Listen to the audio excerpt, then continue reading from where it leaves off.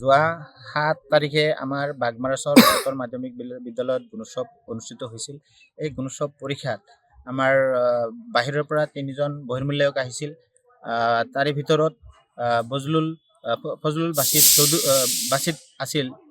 তেখেত আমাৰ বিদ্যালয়ত যেতিয়া পৰীক্ষা আৰম্ভ হয় তাৰ কিছু সময় পিছতে আমাৰ বিদ্যালয়ৰ এজন শিক্ষকক এজনক মানে ননচেন্স বুলি কয় আৰু অভদ্ৰ বুলি কয়। আৰু এই কাৰণে আমাৰ দুজন শিক্ষকে তেখেতৰ এই কথাখিনি বিৰোধিতা কৰাৰ কাৰণে কথাত বাক বিতণ্ডতাত মানে কটাকটি হয়। আৰু এইখিনি কথা আমি সৌহাৰ্দ্যভাৱে লৈ আমি মিলাপ্ৰীতিৰে বাকী কামখিনি সম্পূৰ্ণ কৰোঁ। যদিও আবেলি মানত তেখেতে আমাৰ ছাত্ৰ ছাত্ৰীসকলৰ মূল্যায়নৰ যি OMR চিট তাতে ছাত্ৰ ছাত্ৰীসকলে যি এটাকৈ ডাৰ্ক কৰিছিলে তাৰ বিপৰীতে তেখেতে দুটাকৈ ডাৰ্ক কৰি গ'ল, যাৰ ফলত আমাৰ ছাত্ৰ ছাত্ৰীসকলৰ মূল্যায়নত যথেষ্ট কম হ'ব।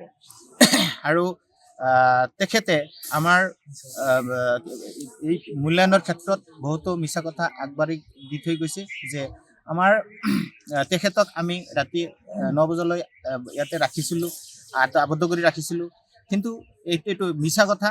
আচলতে আমি গোটেইখিনি কাম প্ৰায় 7মান বজাত শেষ কৰি আমি গুচি গৈছিলোঁ আৰু তেখেতো সৌহাৰ্দ্যপূৰ্ণভাৱে আমাৰ ইয়াৰ পৰা গুচি গৈছিল।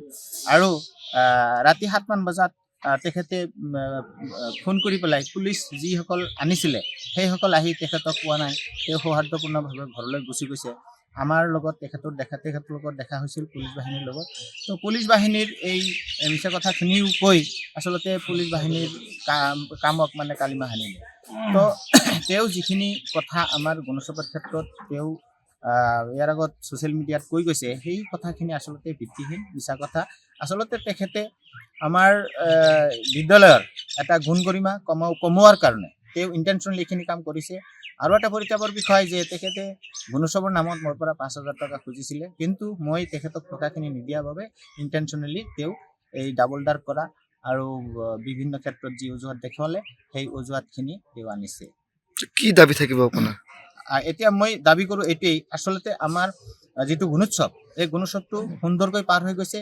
বাকী যি দুজন ইভেলুৱেটৰ আছিল তেওঁলোকে ধুনীয়াকৈ কাম কৰি গৈছে আৰু তেওঁলোকেও আমাক বহুখিনি নম্ৰ ভদ্ৰ ভাষাৰে ব্যৱহাৰ কৰি আমাৰ লগত সৌহাৰ্দ্যপূৰ্ণভাৱে আমাৰ গুণোৎসৱৰ কামখিনি সম্পূৰ্ণ কৰি গৈছে। এই ক্ষেত্ৰত মই ক'ব খুজিছোঁ আচলতে ফজলুল বাছিদে তেখেতে ইণ্টেনশ্যনেলি ব্যক্তিগতভাৱে আমাৰ এই সেৱাপত্ৰ প্ৰতিপন্ন কৰাৰ কাৰণে আমাক এইখিনি কাম কৰি গৈছে। মানে যিখন বাতৰি সম্প্ৰচাৰিত হৈছে আটাইবোৰ ভিত্তিহীন আৰু মিছা কথা। যিহেতু ঘটনাটো 7 তাৰিখত হৈছিল নেকি? ঘটনাটো 7 তাৰিখে হৈছিল। আজি 10 তাৰিখ। আজি 10 তাৰিখ।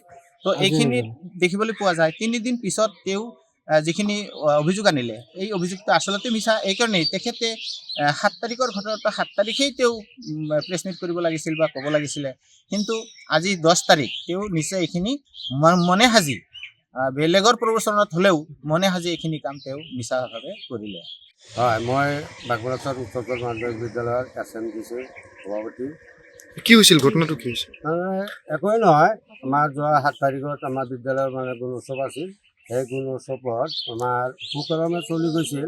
হঠাতে আমাৰ ইভেলুৱেটৰ এজনৰ লগত আৰু শিক্ষক এজনৰ লগত অলপ মতৰ বিতৰ্ক হৈছিল। আমি সেইখিনি হয়তো সৌহাৰ্দ্যপূৰ্ণভাৱে আমি সেইবিলাক নি কৰি দিছিলোঁ।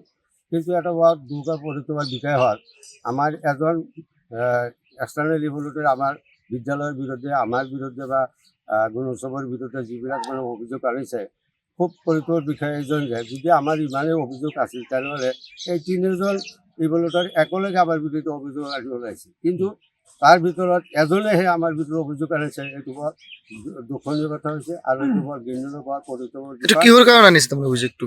অভিযোগটো আনিছে আমাৰ বিদ্যালয়ত বোলে কি হোৱা নাই, আমাৰ মানে ইভেলুৱেটৰ হোৱা নাই, চিট পেলান হোৱা নাই, শিক্ষকে বোলে ডিউটি কৰা নাই, শিক্ষকে বোলে ছাত্ৰ ছাত্ৰীসকলক বোলে প্ৰশ্ন উত্তৰ দেখুৱাই দিছে। এইবিলাক মিছা অভিযোগ আনিছে। বৰ পৰিতাপৰ কাম কৰিছে। মই এইখিনিতো ক'ব বিচাৰোঁ, যদি আমাৰ দোষ ইমানেই আছিল বিদ্যালয়খনৰ শিক্ষক বা প্ৰধান শিক্ষকৰ, তেনেহ'লে 3জন ইভেলুৱেটৰে একেলগে আমাৰ বিৰুদ্ধে প্ৰেছ মিট কৰিলে তেতিয়াহ'লে আমি মানিবলৈ বাধ্য হ'লোঁ। কিন্তু ইণ্টেনশ্যনেলি মানে আমাৰ বিদ্যালয়খনৰ মানে মানে ক্ষতি কৰাৰ উদ্দেশ্যেৰে এই বজলুৰ বাছিত নামৰ ইভেলুটৰে আমাক এনেকুৱা হাৰাশাস্তি কৰাটো বৰ দুখজনক কথা হৈছে। আৰু তৃতীয় নম্বৰ কথাটো হৈছে যে আমাৰ এইখন বিদ্যালয়ত আমি শিক্ষক এজনৰ লগত যিখিনি হৈছিল আমি সন্ধিয়া বহি সেইবিলাক মানে মিলাপতি কৰি 7টা বজাৰ আগতে তেখেতসকলক আমি সসন্মানে বিদায় কৰি দিছিলোঁ। তেওঁতো অভিযোগ আনিছে, তেওঁক বোলে নেকি পুলিচে আহি কি কৰিছে আমাৰ মাজৰ পৰা উদ্ধাৰ কৰি লৈ গৈছে।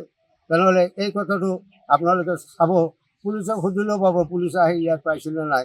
তেনেহ'লে আপোনালোকে চাওক, তেনেহ'লে তেওঁ কিমান মানে মিছা অভিযোগ আনি আমাৰ বিৰুদ্ধে আমাৰ বিদ্যালয়খনৰ মানে সুনাম মানে যি গৰ্বিত ভাৱ সেইটো মানে মেলান কৰাৰ কাৰণে চেষ্টা। যিকোনো খবৰৰ বাবে যোগাযোগ কৰক 7099017330 লগতে 7099017110 নম্বৰত।